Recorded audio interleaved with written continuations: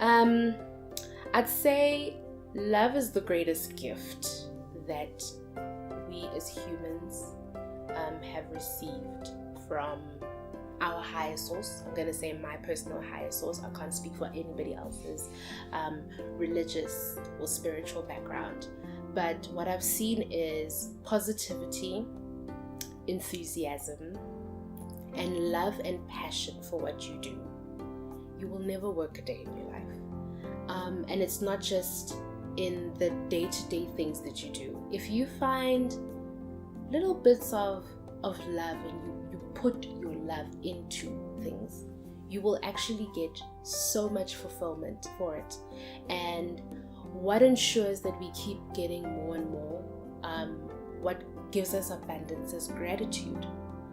And when you operate from a space of love, you are going to be filled with so much gratitude that waking up and going to that job that you think you hate, you may hate it, you really may.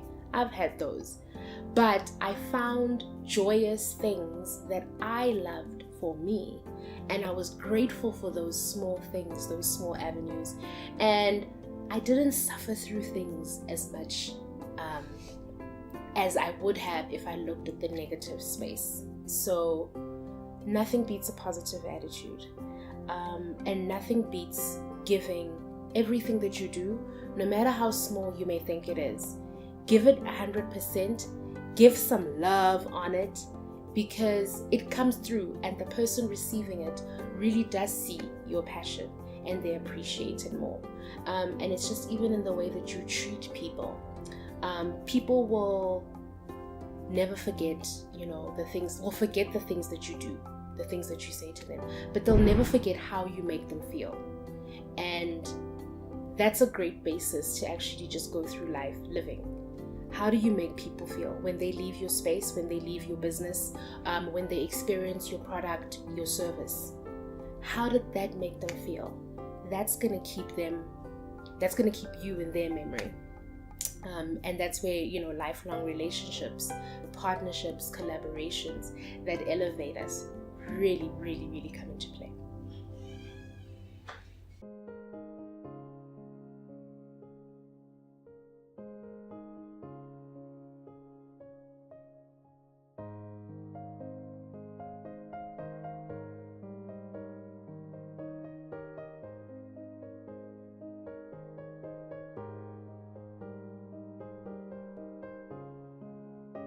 Alrighty, my name is Lerato Molokomme. I'm born and bred from Tladi, Soweto. So I'm a Soweto girl. Everybody calls me Miss Lovely.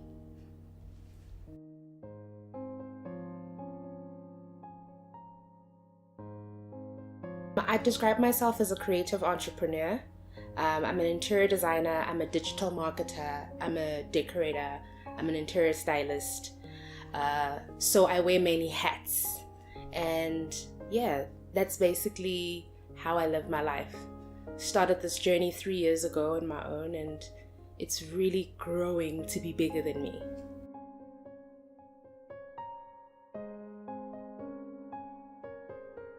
I've always known that I was a creative child, that I was a little different. I've always had an extroverted personality. So from creche, I was always doing weird things. When I was in primary school, all I knew was I wasn't going to sit in an office all day. I didn't know what that career was. But we had great guidance counselors, and we had a lot of varsity students that would come over to our high school in grade 7, when we had to start thinking about the subject choices we needed to make. That's when I knew maths and science wasn't for me. And it's okay for it not to be for you, because it's not the career path that I wanted. I knew I was going to go in the creative spectrum. In grade 8, we had people that would come through from all different varsities, and that's when I learned of interior design. I was always that child that thought about feng shui before I knew what feng shui was, moving things around. I loved beautiful spaces. So that was a big factor. I didn't know that there was a career that you could get paid to make beautiful spaces. So I knew from grade 8 that design was going to be my life. It was design or architecture. Now, I'm not a technical person, so that's not an avenue I went to. I wanted to be more expressive, more creative. And that's what I based my subject choice on. So as soon as I got to grade 9, definitely dropped maths and science, art history, business economics. I knew that I wanted to work for myself and to build a career for myself. There's a lot I learned about the industry later on. It's something they don't tell you in guidance class, but the lessons have been incredible. So by matric, I didn't even have a plan B when you have to apply for universities. I knew exactly which schools I wanted to apply to. I did the bursary looking. Unfortunately, in my field, bursaries aren't out there. So I already knew that I needed to compromise in terms of the path that I wanted to study or the institution that I wanted. But it was actually a great learning experience. University of Johannesburg was fantastic. I learned a lot of learning in there. And yeah, it was a bit unconventional. Everybody was a little confused because they didn't understand what I wanted to do. And my point of reference was top billing. If you know top billing, that's what I'm going to do. It's a lot bigger and more detailed than that, but that's the journey that it's taken me on, and I'm super happy where I am now.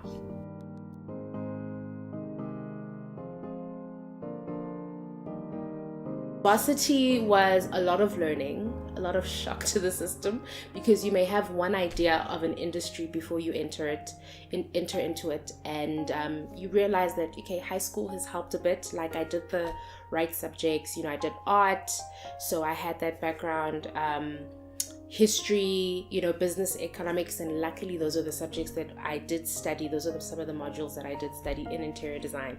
But there were other things I overlooked, like technical drawing. That was learning for me. When we first did our entrance requirements, we were required to build a model. That was challenging. That subject challenged me all throughout my 3-year national diploma. But we also had to do a still painting, just to see your creative outlook and your creative finesse. So I think I was very good with the creative side. The technical side was something I learned, and it's a factor that I'm still mastering, and I'm actually an expert in the field now, if I do say so myself. So our subjects included, materials and finishes, which was an eye-opener, because you walk into spaces and you walk into things and you don't actually think about the composition or the makeup of them. So that was interesting. And then, the history of art, just being able to read and master and learn and memorize things, just knowing where the core or the beginning of things is. That's super important.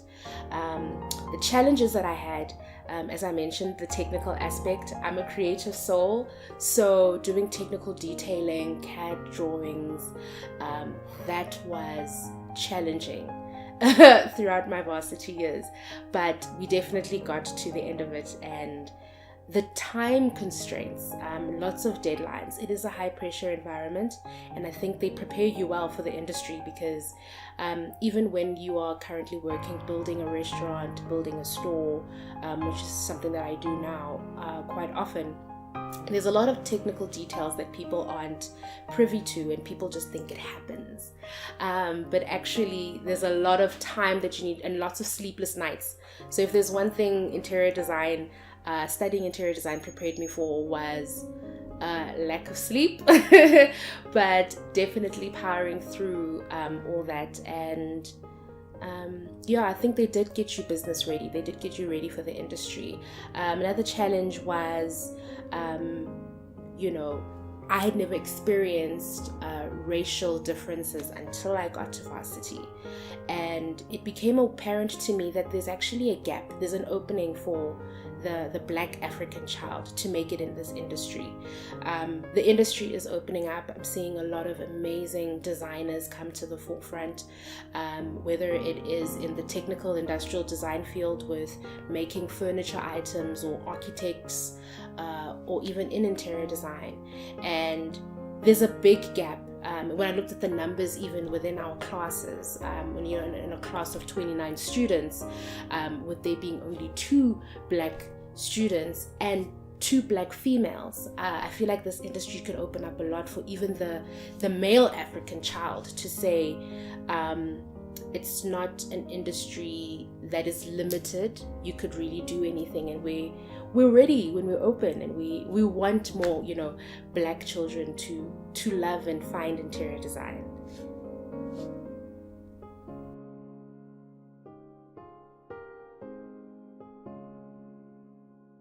Well, this journey started in 2006, so it's been over 10 years of journey, and I think I've had a very colorful career and a lot of amazing job opportunities that were character building, I'll call them that. So my first employment opportunity was such a blessing.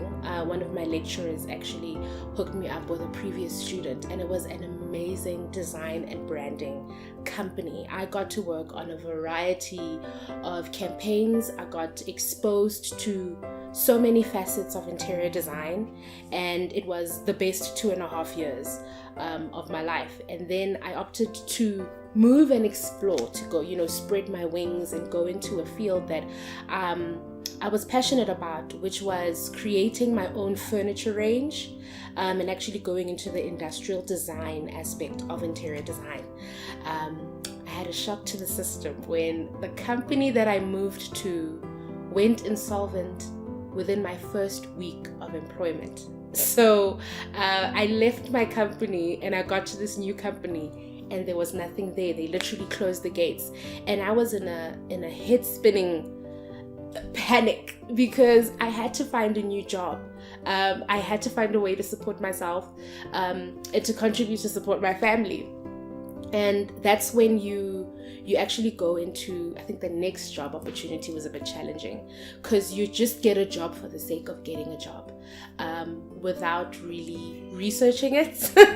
And it was it was for a retail company. I'm not going to mention which one. Great people, but that experience working in retail and opening chain stores, so a company that's got a lot of franchises, it was high pressure. It was a whole new facet of management that I think in my early career was thrust into. Grateful for the opportunity, but it built character, and then after that I went into a field that I didn't even know existed. There's a field for commercial kitchens, so it's the part that you don't see when you go to a beautiful restaurant, not the beautiful part of the back, where nobody actually sees it. And that was also character building. My technical levels were challenged and elevated in the year plus that I spent in that company. It wasn't creative, it wasn't challenging mentally, but it did teach me, it bettered me. And at the time, I didn't understand why I had to stay in that company with all those challenges, and not feeling inspired, not feeling like I was growing. But I'm so grateful for my time there, because for me to come out of that and go to the next company that I went to, where I was an anomaly, the skills that I learned in that field made me sought after, made me, everybody wanted to work with me because I had a technical skill that everybody else didn't have. And I think sometimes we have to be so grateful and aware of things that don't seem like what we need, but it is actually the very thing you need that can take you to the next level. And I got to a point where the last company I worked for, I was there for 2.5 years, and I came in as a mid-level designer. And when I eventually did transition out of there, I was a senior executive managing 3 different brands. So it just shows you that the journey can take long, like a 10-year journey, and then it can elevate you in what people see as a short amount of time. It's actually what you need to get to a high point, because you've gotten such great experience, to the point that it even gave me the confidence to say, I can actually do this on my own. I'm capable, and I can then actually decide that I don't have to stay in this office and be a typical executive. I can go design the life that I want, which is what I've done with, my company, Lovely Concepts, which I've been running for the past 3 years.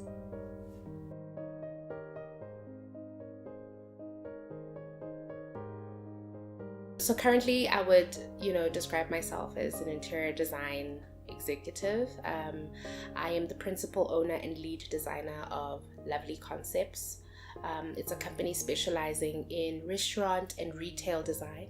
So over the past 3 years, I've worked on a variety of really amazing projects with some great clients. So it's got a freelance aspect to it, in that I get called in to big design companies that probably have an overflow of work, and they need somebody to assist them either on a creative, conceptual aspect or the technical aspect. So I've stepped in to either work remotely, which means working from my home office, to assist those companies get their design deadlines done or complete their designs, or working in-house. So my design day is basically, each day is different. I am so blessed that I get to work on projects that I'm passionate about, really beautiful spaces. I've worked on everything, scoping from a beautiful beauty nail bar to, a bakery, to large chain restaurants. And that's been something that's been super rewarding. I've made some incredible connections, working alongside quite talented and capable project managers and other interior designers or architects who basically use my services so I can assist them just to ensure that the client gets everything that they want. So a typical day, I'm normally up by 7:30. I take about an hour for personal time. Being a business owner has taught me that personal development is a necessary factor. I think when you are an employee, you get caught up in the routine of going in, clocking in at a certain time, clocking out at a certain time, having lunchtime. When you're self-employed, nobody tells you what time to have lunch, what time to wake up, what time to knock off. You are in charge of you, and you are in charge of elevating your business to the next level. So you have to take time to read, to get better, to check out some podcasts, to do your meditations and affirmations. Networking is also such a major tool for building and continuing to grow your business. I'm grateful that in the years that I was working, I was able to at least interact with and meet a lot of people who, now that I'm self-employed, can actually come to me because they remember the level of my skill, my capabilities when I was employed. And I think that's the most important thing, putting your best foot forward all the time, being the one who outworks everyone. When I worked, the biggest challenge was always being, the last person to leave the office. And that's just because I never wanted, not that you don't want people to complain about your work, but perfecting something or being a perfectionist on that level was super important to me. And it's really paid off because people struggle when they're self-employed to get clients, to build their market. It's not enough to have a great Instagram page. You're only as good as your last project. And it's got to be something that knocks people's socks off. The technicalities that you have, you can't let clients down when it comes to doing technical drawings. When you interact with builders and contractors on site, they have to be able to read your plans and build and decipher something that's so amazing from that concept. And I think mastering that tool and working at it every day. So you have to go out and network, see what other people in the industry are doing, go to these shows and interact, get your name out there. Don't be shy to let people know who you are, because even whether you're employed full-time, if you're just a face in the office and you knock off at 5 and you come in at 8 and you're not about mingling, when you decide to do something for yourself, whether it's a side projects, which a lot of interior designers do while they're working full-time, nobody will know who you are. So personality definitely plays a big role. And it's not enough just to be charismatic and capable. you have to be, charismatic, you have to be capable. And capable to the point that you're better than the rest. And I think that's the beautiful thing that I've experienced. Yes, there are challenges in running your business. Sometimes clients pay their invoices late, or somebody isn't quite fully happy with the vision that you have for their store or their restaurant, and they may delay payments, or you might have to prolong the project a bit longer than what you've expected. You do possibly have to look into other streams of income. They can be aligned with the business that you have. As an interior designer, having a furniture range is something that I'm definitely looking into. Having a decorative range of, softs like scatter cushions, bedding, curtaining. That's not something I'm personally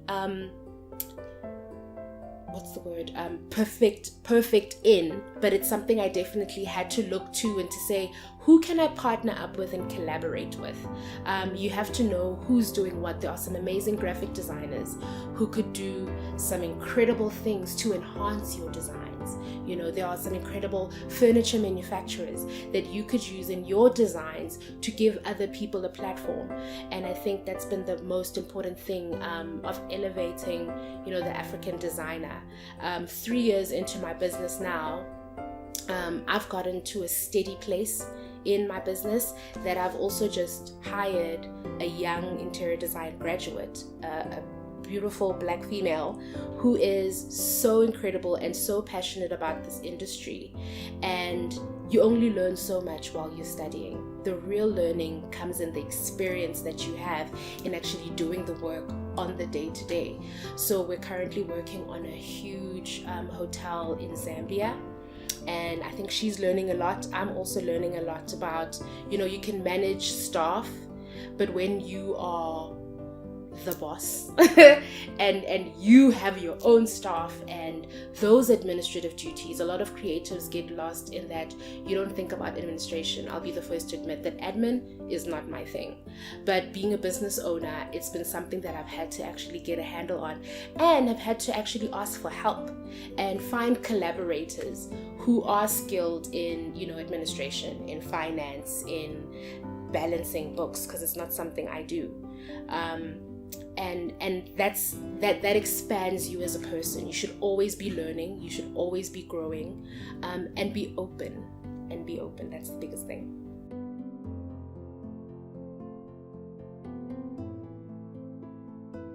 Oh my goodness.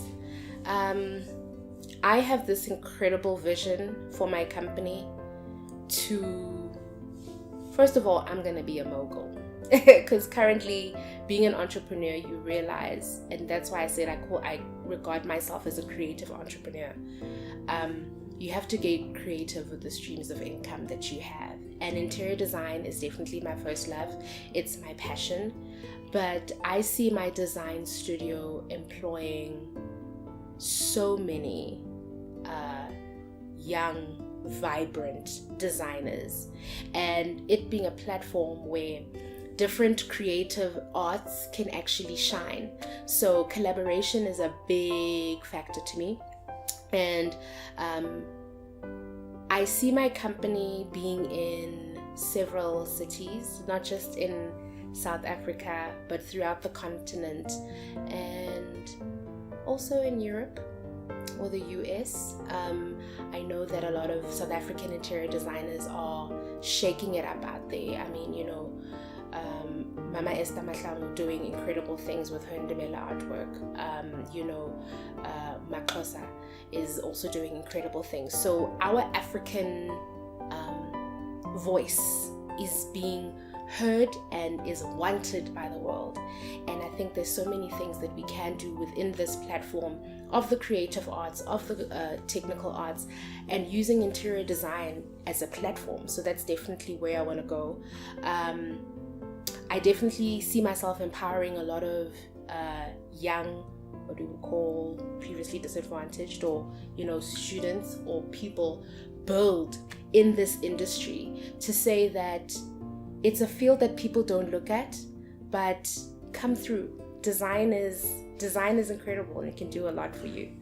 So I think that's where I see my business.